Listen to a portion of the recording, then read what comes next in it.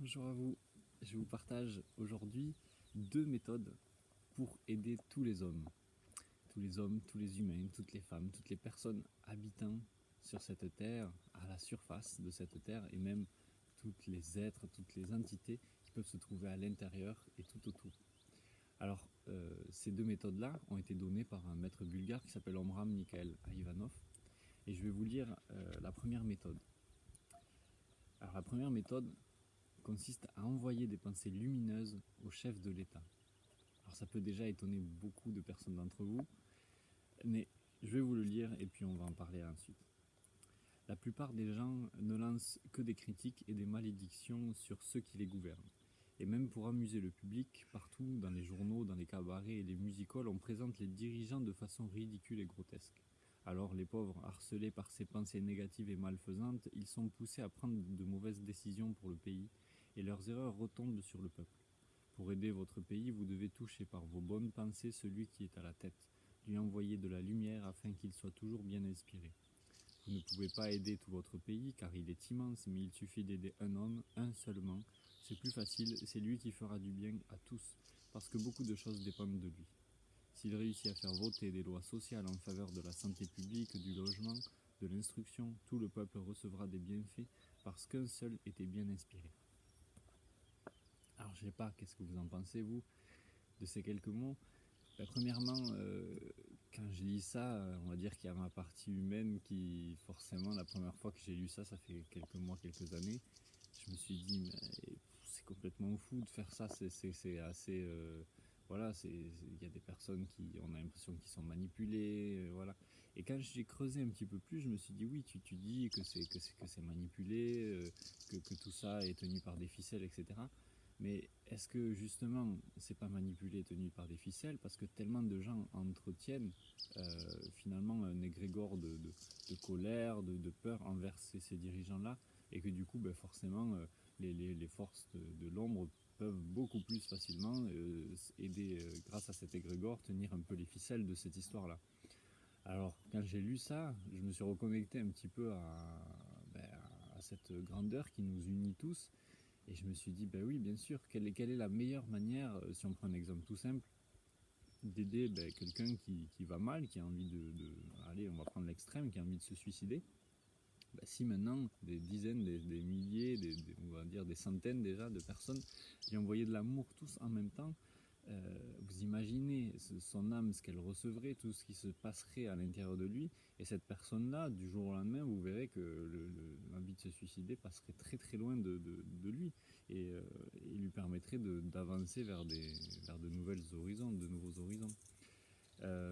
Donc voilà, c'est quelque chose que je fais de temps en temps, et bien sûr, il y a des moments où c'est plus facile à faire que d'autres, ça c'est sûr. Qu'il y a des décisions qui sont prises et qui nous touchent énormément, on est d'accord qu'on est dans quelque chose où on se dit non mais jamais j'enverrai de l'amour à celui-là ou à ceux-là, si on parle du gouvernement.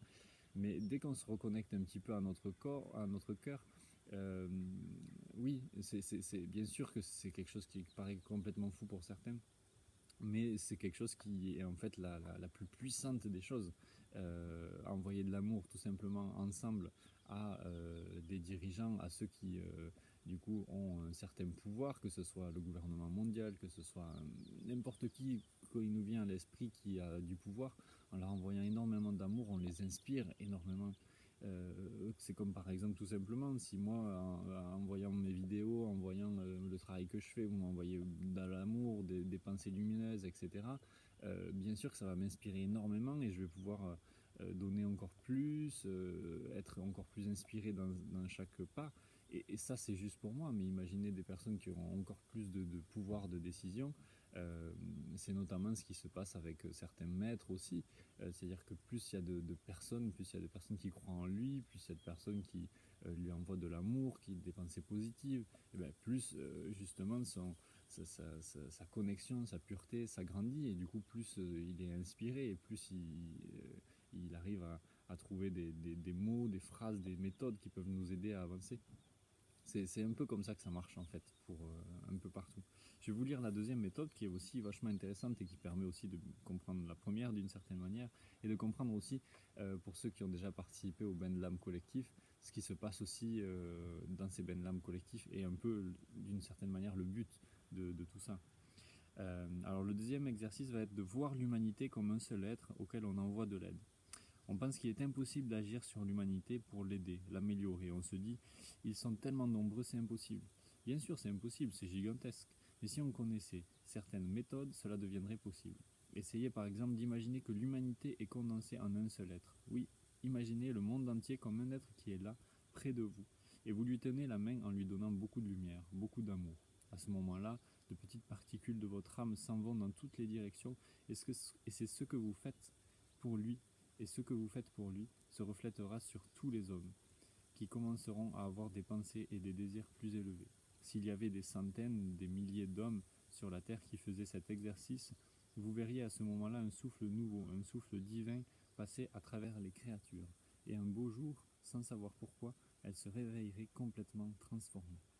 Alors pour ceux qui ont déjà participé à ces benlam collectifs, et pour ceux qui n'ont pas participé d'ailleurs, à un moment donné, il y a une visualisation qui se fait, qui est de plus en plus grande, et on visualise vraiment tout l'univers comme d'un seul tenant, d'une seule lumière, et on se sent en faire partie, et en même temps on projette la lumière, et cette lumière blanche, cette énergie, cet amour à tout ça. Et on le fait tous ensemble, puisque les benlam collectifs se font à la même heure, tous ensemble, réunis. Ça c'est la première partie. Après il se passe d'autres événements dans ces benlam. D'ailleurs si vous voulez participer, je mettrai un lien en dessous de cette vidéo pour les prochains, et puis pour que vous puissiez aussi faire cette expérience si vous ne l'avez pas faite, et puis la refaire si vous l'avez fait. Et donc voilà, en fait c'est ça, c'est qu'on projette cette énergie-là, donc on peut le faire bien sûr toute la journée, quand on se réveille pendant la nuit, régulièrement. Il n'y a pas de limite, il n'y a pas de... voilà, la limite c'est juste pour moi celle qu'on va pouvoir apporter, en fait. Finalement c'est là où on en est nous, avec nos blessures, avec ce qu'on vit actuellement, avec nos phases de vie. Bien sûr, il y a des moments où ça va être très difficile pour nous d'envoyer de l'énergie à l'humanité toute entière, à l'avoir d'un seul tenant. On aura des fois il y a des blessures qui sont tellement ouvertes qu'on a besoin de se replier entre guillemets dans un cocon, dans un endroit, et de s'envoyer déjà de la lumière à soi et la faire grandir à l'intérieur de soi, ce sera déjà énorme. Mais après, voilà, si on sent cette capacité, cet élan, cet amour à l'intérieur de nous, et qu'on a envie d'aider l'humanité, on a envie d'aider, voilà, dans cette phase de bascule qu'on vit tous là en ce moment. Si on a envie de faire pencher la balance encore plus, on peut le faire avec des méthodes très simples, comme expliqué ici. Et voilà, en fonction de ce qu'on pense, en fonction de ce qu'on est au jour d'aujourd'hui, ces deux méthodes vont pouvoir énormément nous aider, vous aider, et nous aider tous en fait dans cette bascule-là. Donc voilà, je vous invite vraiment à faire ces exercices-là, et puis à les répéter, et voir qu'est-ce que vous ressentez quand vous faites tout ça. Et Omram disait, ben, moi, lui, il demandait jamais quelque chose pour lui personnellement, c'est-à-dire même s'il voulait qu'il y ait des manifestations qui se fassent, il ne les demandait pas directement, il allait toujours demander le meilleur pour l'humanité, en sachant que dans tous les cas, lui serait donné une petite chose au passage. Je ne sais plus comment Jésus disait ça dans la Bible, mais en gros, demandez pour l'humanité, et au passage, il vous sera donné un petit peu. Ou un petit peu, et des fois même beaucoup. C'est-à-dire que ce que disait Omram, c'est que quand au guichet, il prenait cette image au guichet de l'univers, là, quand on y va et qu'on demande des choses personnellement, pour notre vie, pour des biens matériels ou tout un tas de choses, il dit les guichets là-haut, ils sont bouchés, il y a des centaines, des milliers, des millions de personnes qui font des demandes, donc les demandes, elles sont traitées de manière très très lente. Par contre, quand on va au guichet pour demander le bien de tous, que ce royaume de lumière et d'amour se dépose sur la terre et qui grandisse et qui vive ici, il dit il n'y a pas grand monde à ce guichet-là, donc en fait on est pris tout de suite, et finalement les réalisations se font beaucoup plus rapidement et s'ancrent beaucoup plus rapidement dans la matière.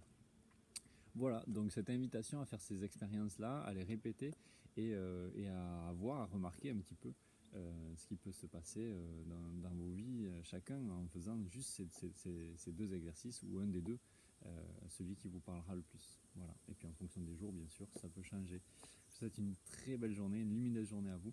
Et puis ça m'a fait très plaisir de partager tout ça avec vous. Vous pouvez mettre en commentaire aussi un petit peu ce que vous sentez vis-à-vis de tout ça. Et puis aussi les expériences que vous aurez faites. Merci de nous les partager aussi pour qu'on puisse échanger sur tout ça. Merci, belle et lumineuse journée à tous.